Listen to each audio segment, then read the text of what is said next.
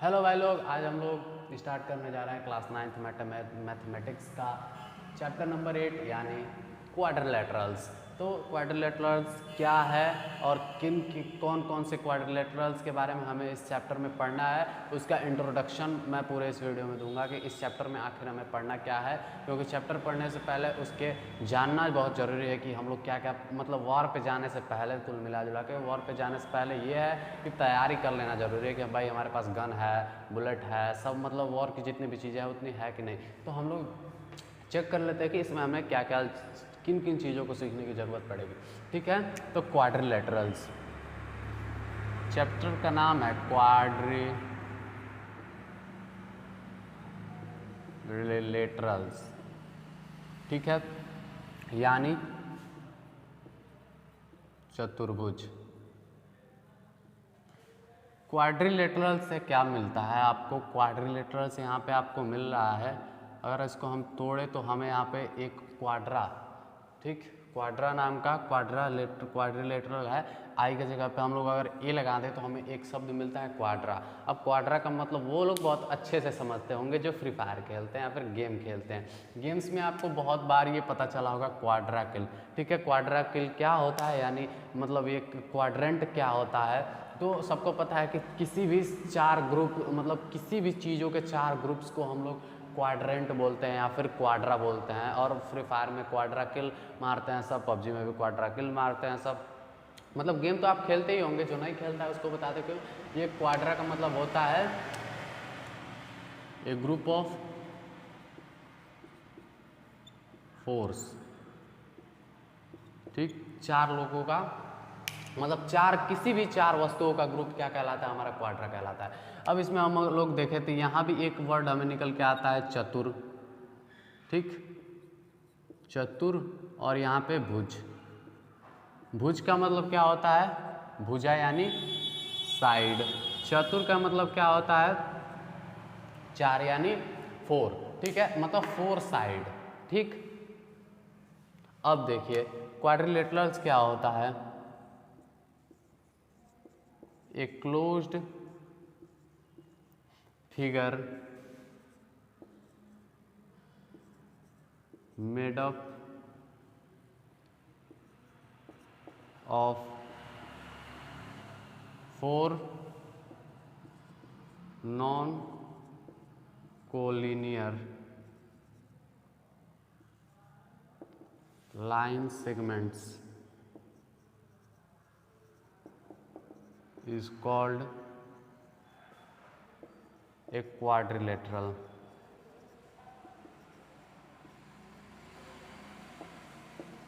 ठीक, मतलब किसी भी चार रेखाखंडों से, चार रेखाओं से, चार रेखाखंडों से घिरी बंद आकृति को, चार रेखाखंडों जो कि संरेखी नहीं है। ये मैंने नॉन कोलिनियर एक वर्ड यूज किया है। नॉन कोलिनियर और कोलिनियर का मतलब समझिए। कोलिनियर का मतलब होता है कि मतलब जितने भी पॉइंट्स आएंगे ना, जितने भी, इसको हम लोग नॉन कोलिनियर कोलिनियर को संरेखीय और रेखीय।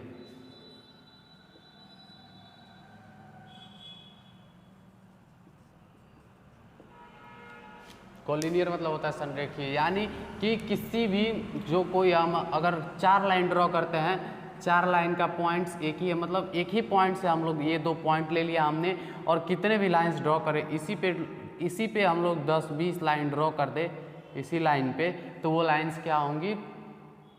कोलिनियर लाइंस कहलाएंगे, यानी संरेखीय लाइंस कहलाएंगे। और यहीं पे नॉन कोलिनियर का मतलब क्या होता है? Lines present on different points. मतलब ये एक पॉइंट है, यहाँ से देखिए, यहाँ से एक लाइन पास हुई, ठीक, यहाँ से एक लाइन पास हुई। ठीक है, तो ये क्या होगा? ये लाइंस क्या है? कोलिनियर नहीं है, मतलब एक ही बिंदु पर स्थित नहीं है, इसकी बिंदुएं अलग हैं। इसकी बिंदु जैसे ए बी यहाँ पे मान लीजिए और यहाँ पे सी मान लीजिए।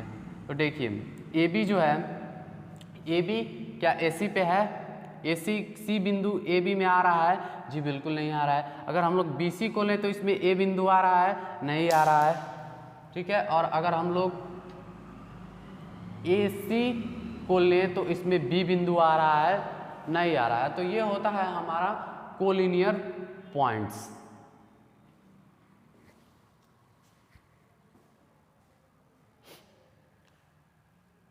अब कोलिनियर हमने देख लिया, तो इसको थोड़ा हम लोग हिंदी में समझते हैं कि चार रेखाखंडों से घिरी हुई बंद, चार असंरेखी रेखाखंडों से घिरी हुई बंद आकृति को हम लोग क्या कहते हैं? बंद आकृति को हम लोग चतुर्भुज कहते हैं। यानी कि देखिए चार रेखाखंड मैंने खींच दिए, 1 2 3 और ये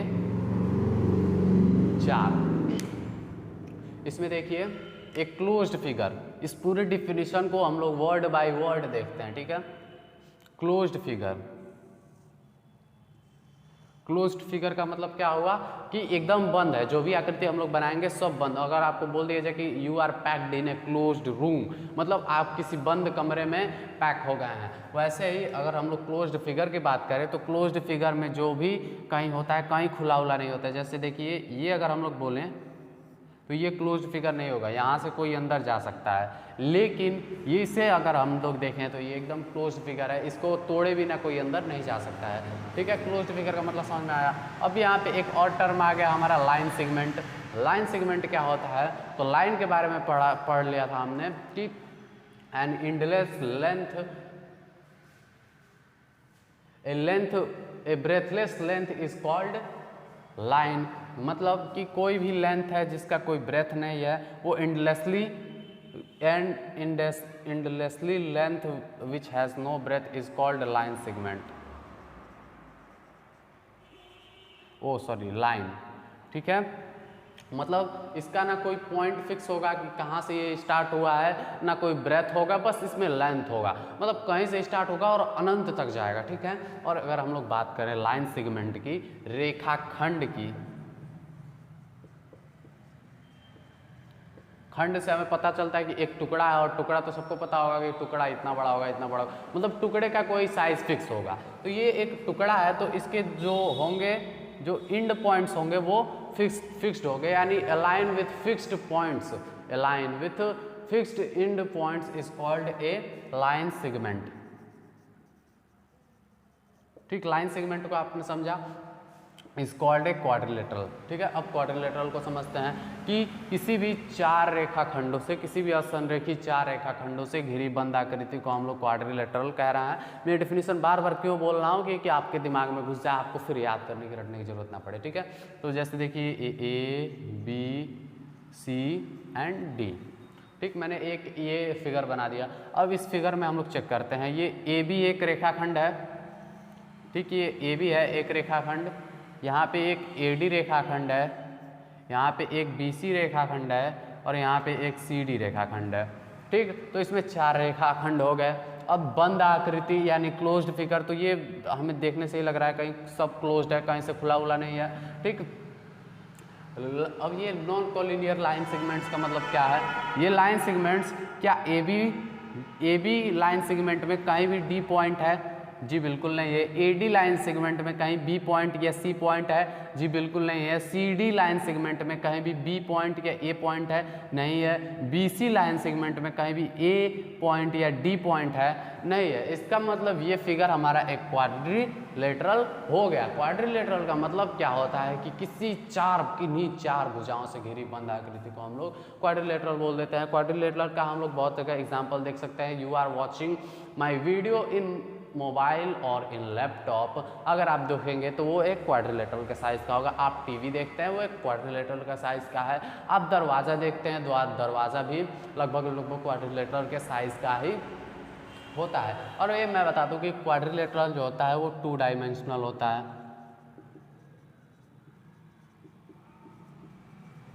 ठीक। क्वाड्रिलेटरल 2 डायमेंशनल होता है, मतलब इसके 2 डायमेंशंस हो सकते हैं। यानी क्वाड्रिलेटरल 2 डायमेंशनल का मतलब क्या होता है कि उसमें कोई तीसरी चीज़ आके नहीं दिखेगी, मतलब उसमें सिर्फ चौड़ाई होगी और लंबाई होगी, मोटाई नहीं होगी। जैसे अगर आप लोग कोई फ़ोटो लाते हैं और फोटो को दीवार पे चिपका दे, तो फोटो के ऊपर एक और फोटो चिपका सकते हैं आप, ठीक है। तो वो जगह जितना ऑक्यूपाई, मतलब मैं इसको बनाया हूँ तो ये बाहर मुझे कहीं नहीं दिख रहा है, सिर्फ बोर्ड के अंदर ही, इसमें सिर्फ लेंथ है और ये ब्रेथ है। मतलब 2D का मतलब जिसमें सिर्फ लेंथ हो और ब्रेथ हो, उसकी मोटाई ना हो। जैसे अगर आपको दीवार पर रख दिया जाए तो आप दीवार से बाहर निकल आएंगे, लेकिन अगर आपका फोटो चिपका के दीवार पर रख दिया जाए तो दीवार से बाहर नहीं आएगा। आपको पेपर पे बैठा दिया जाए तो आप बाहर निकल जाएंगे, लेकिन आपका फोटो अगर पेपर पे छाप दिया जाता है तो फोटो तो बाहर नहीं निकलती है। यानी कि आप 3D है और फोटो 2D। आपने 3D इफेक्ट्स भी देखे होंगे और बहुत सारे ऐड इस टाइम चल रहे हैं 3D के, आप लोग शॉर्ट्स में देख सकते हैं। ठीक है, अब ये क्वाड्रिलेटरल हो गया। अब थोड़ा आगे बढ़ते हैं और क्वाड्रिलेटरल के बारे में और जानते हैं हम लोग। ये क्वाड्रिलेटरल के नामकरण की ओर बढ़ते हैं और क्वाड्रिलेटरल के बारे में कुछ और जानते हैं। तो हम लोग पहले एक ड्रॉ करते हैं, एक क्वाड्रिलेटरल यानी एक चतुर्भुज को हम लोग बनाते हैं। इस चतुर्भुज का नाम देते हैं हम लोग ABCD। याद रखिए, इसको हम लोग कैसे भी पढ़ सकते हैं।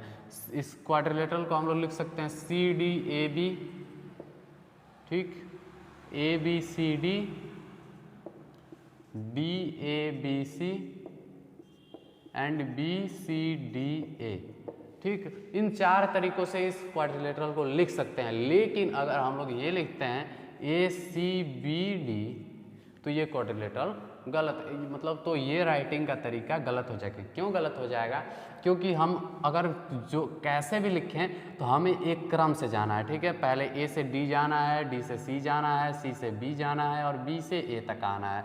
मतलब कि अगर लिखने का यही तरीका होता है कि अगर आप किसी भी फिगर का नाम 2D फिगर का नामकरण करना है तो आप एक ओर से चलिए और फिर जाके इस पर आ जाइए। ठीक है, अब ये नहीं कि यहाँ पर हैं और सीधे लिख रहे हैं ACBD, तो ये गलत हो जाएगा। ये फिगर का नाम नहीं हो सकता है। फिगर का नाम अगर रखेंगे हम लोग तो CDAB, ABCD, DABC and BCDA, यही चारों होगा। क्योंकि अगर फिगर का नामकरण जब लोग हम लोग करते हैं तो इधर से चलेंगे यहाँ पहुँचेंगे, या फिर इधर से चलेंगे यहाँ पहुँचेंगे, या फिर किसी भी बिंदु से जिस ओर चलेंगे उसी ओर के पॉइंट्स को लेते चलेंगे। ठीक है, ये आपने समझ लिया इसका नाम कैसे रखा जाता है। और मैं इसके जगह पे कुछ भी मान सकता हूँ, ABCD माना, PQRS मान सकता हूँ, ABZY मान सकता हूँ, कुछ भी मान सकता हूँ। अब आगे देखते हैं कि इसमें साइड्स क्या हैं। साइड्स यानी भुजाएं। भुजाएं कौन सी हैं? तो इसमें भुजाएं हैं AD, CD, BC and AB। ठीक, ये हमारी 4 भुजाएं हो गई। हमने तो पढ़ा था कि 4 भुजाओं से बनी बंद आकृति को हम लोग क्वाड्रिलेटरल बोलते हैं। तो 4 भुजाएं हमारी हो गई। ठीक है, अब क्वाड्रिलेटरल में हमारे 4 एंगल्स होते हैं। ठीक है, 4 एंगल्स होते हैं और 4 एंगल्स कौन कौन से हैं? क्वाड्रिलेटरल के फिगर के बारे में हम लोग देख रहे हैं। ठीक है, तो इसमें 4 साइड्स, 4 एंगल्स। 4 एंगल्स कौन कौन से हैं? DA, या फिर सीधा इसको लिखा जाए हम लोग angle A, angle B, angle C and angle D। ठीक,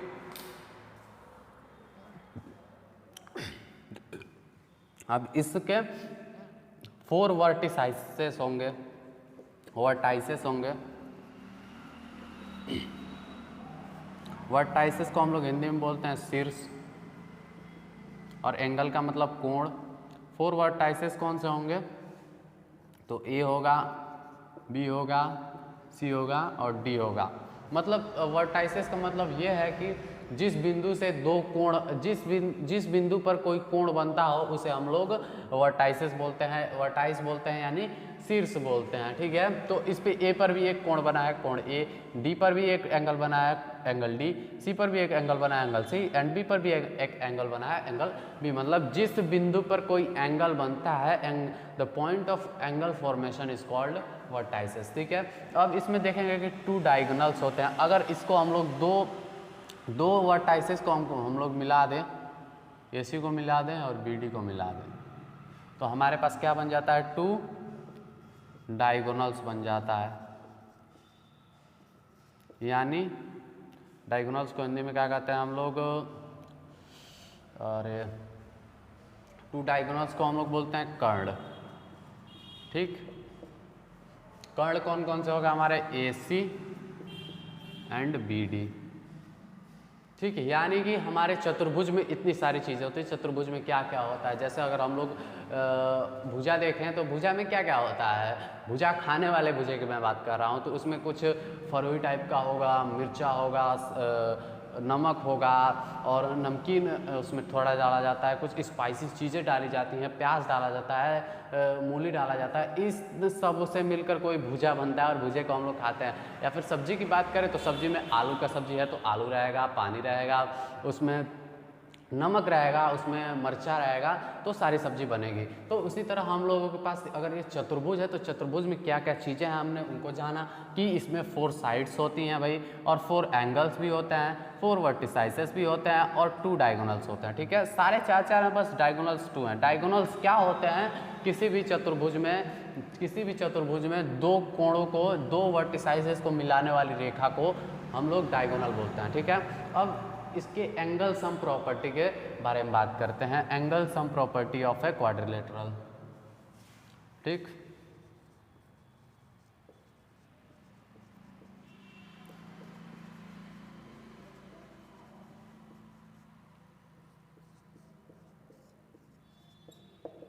एंगल सम प्रॉपर्टी क्या कहता है,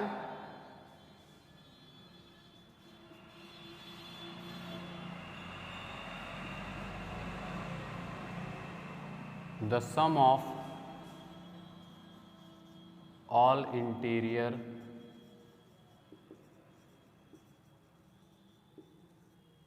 angles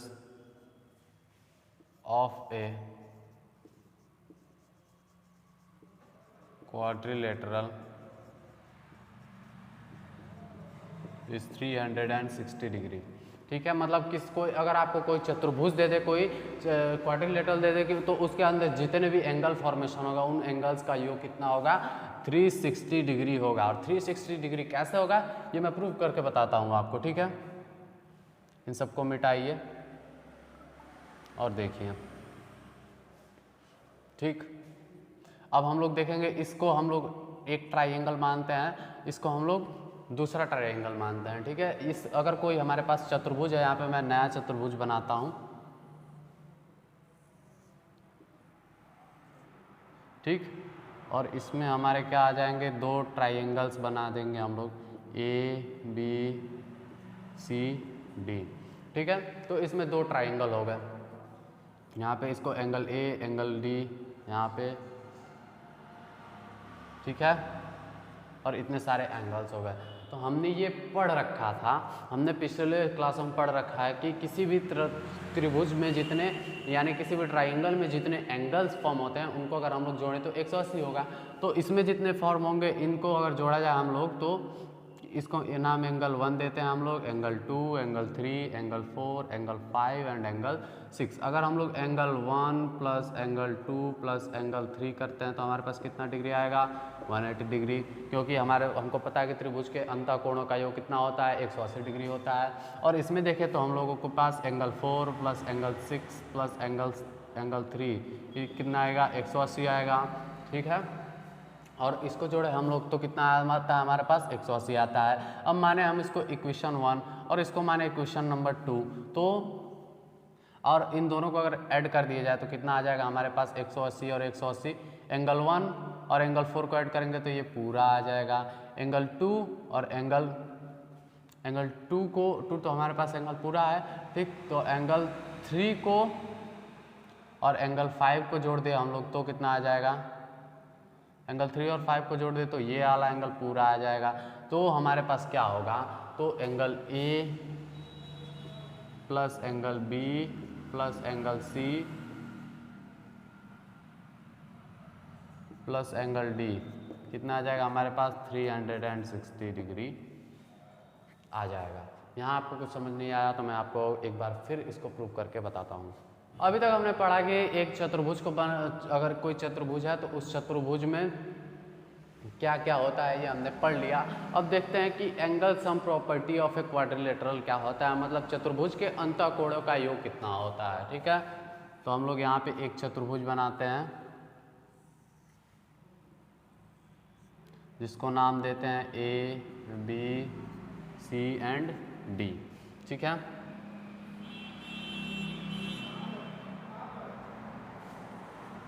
यहाँ से इसको मिला देते हैं।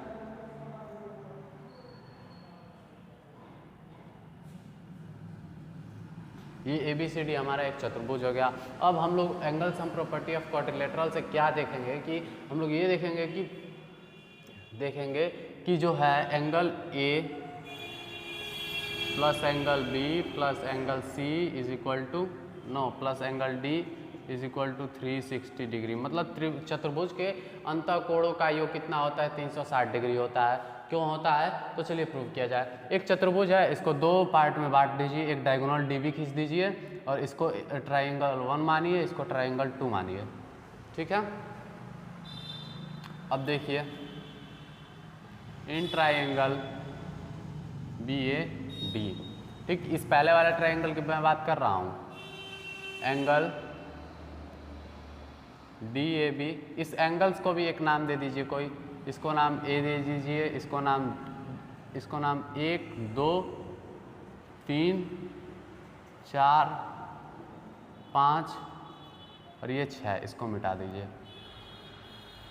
ठीक है, इन ट्राइंगल BAD इसमें देखना है। ठीक है, इसमें जो मैं गोजापाती कर रहा हूँ बस इसमें देखना है, इसमें किसी को भी नहीं देखना है। भगवान ने 2 आँख दिए हैं, दोनों आँखों को इस पे लगाना है, इस पे बिल्कुल भी नहीं जाना है। तो देखिए BAD में, ठीक, angle 1 plus angle 2 plus angle 3 is equal to कितना होता है? 160 होता है। यहाँ कहाँ लिखेंगे? Angle sum property of a triangle. ठीक, नाउ यहाँ पे बस सिमिलरली लिखिए, सिमिलरली अगर लिख दिया आपने तो अगर आगे जो भी आप प्रोसेस करेंगे उसको करने की ज़रूरत नहीं पड़ेगी। सिमिलरली का मतलब ही होता है इसी प्रकार, ये जो हुआ है इसी प्रकार कोई भी एक काम कर दीजिए और बच्चों को बोल दीजिए कि इसी प्रकार, ठीक, तो वो करते रहेंगे। ठीक है, जैसे जोड़ अगर बताना हो तो आप किताब में के सारे सवाल तो किसी को बताते नहीं हैं, सिर्फ एक फॉर्मूला याद करते हैं और बोलते हैं कि सारे किस कैसे होंगे, इसी प्रकार होंगे। तो मैंने सिमिलरली यानी इसी प्रकार लिख दिया और इसी प्रकार के बाद क्या हो जाएगा हमारा? In triangle BCD। अब इसको छोड़िए, इसमें देखिए, ठीक है, इसको मिटा दीजिए, ये जलेबी उठ के कहाँ आ गया? इसमें आ गया। अब इसी ट्राइंगल को देखना है BCD में, इन ट्राइंगल BCD क्या आ जाएगा हमारा? Angle 5 plus angle 4 plus angle 6, ये कितना हो जाएगा हमारा? 180 डिग्री हो जाएगा। ठीक है, अब इसको बनाइए आप लोग इक्वेशन। यहाँ पे ये बन गया हमारा इक्वेशन 1, ये बन गया हमारा इक्वेशन 2 और लिखिए on adding equation 1 and equation 2। ठीक, क्या हमें मिलता क्या है? 1 और 5, एक यहाँ है 5 यहाँ है, कोई मतलब नहीं। एक एंगल हमारा पूरा है, ठीक है, ये वाला एंगल हमारे पास पूरा है, तो एंगल को एक को वैसे ही रहने दीजिए। अब 3 और 4 यहाँ है तो इसको जोड़ लीजिए। 3 कहाँ है? 3 भाई यहाँ है और 4 यहाँ है। ठीक, तो एंगल 3 प्लस एंगल 4 इसको पास में रख लीजिए। ठीक, जो जुड़ने वाला है उसको पास में रख लीजिए। ये 2 और 5 जुड़ने वाले हैं तो 2 और 5 को पास में रख लीजिए। एंगल 2 प्लस एंगल 5, ठीक, और एंगल 6 बच रहा है, इसको रख लीजिए और इसको कितना कर दीजिए? ये 100 और इधर का भी जुड़ेगा, लेफ्ट हैंड साइड और राइट हैंड साइड दोनों जुड़ता है, तो 180 कितना हो जाएगा हमारा? 360 हो जाएगा। नाउ यहाँ पे देखिए, अब एंगल 1 तो वैसे ही रह जाएगा और एंगल 3 और एंगल 4 को जोड़ेंगे तो कितना मिल जाएगा हमें? एंगल D मिल गया। एंगल 4, एंगल 2 और एंगल ये इतना आ गया हमारा। ठीक है, और एंगल 2 और एंगल 5 देखिए, एंगल 2 और एंगल 5 को जोड़ेंगे तो कितना मिल जाएगा आपको? हमको एंगल B मिल जाएगा। एंगल 1 को हम लोग क्या लिख सकते हैं? एंगल A लिख सकते हैं। ठीक, प्लस एंगल यहाँ पे 6 को सी लिख सकते हैं, यानी 360 डिग्री। तो हमने ये प्रूव कर लिया ए डी बी सी, यानी ए बी सी डी को जोड़ेंगे तो कितना आएगा हमारा 360 डिग्री आएगा। यही तो प्रूव करना था हमें, ठीक है। तो ये हमारा प्रूव हो गया। अब बात करते हैं हम लोग टाइप्स ऑफ क्वाड्रिलेटरल्स के बारे में, ठीक है, कि क्वाड्रिलेटरल्स के कितने टाइप्स हो सकते हैं और कितने टाइप्स हमें इसमें पढ़ने हैं। अब बात करते हैं हम टाइप्स ऑफ क्वाड्रिलेटरल्स के बारे में कि क्वाड्रिलेटरल्स कितने कितने टाइप्स के होते हैं। तो देखिए ये पहला टाइप जो है हमारा पहला, इसको हम लोग बोलते हैं पैरालिलोग्राम,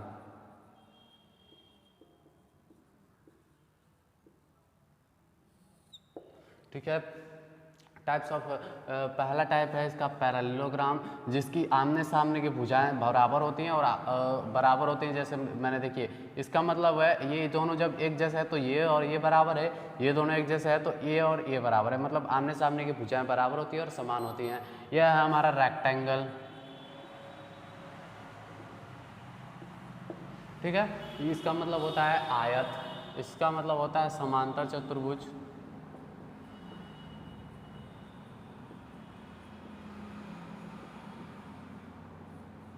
ठीक। इसका मतलब होता है आयत, ठीक। ये है हमारा स्क्वायर, यानी वर्ग जिसके चारों भुजाएं समान होती हैं। यह है हमारा समचतुर्भुज,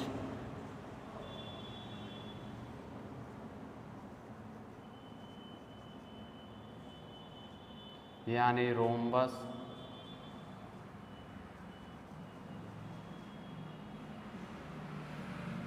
यह हमारा ट्रेपेजियम, यानी संलग्न चतुर्भुज।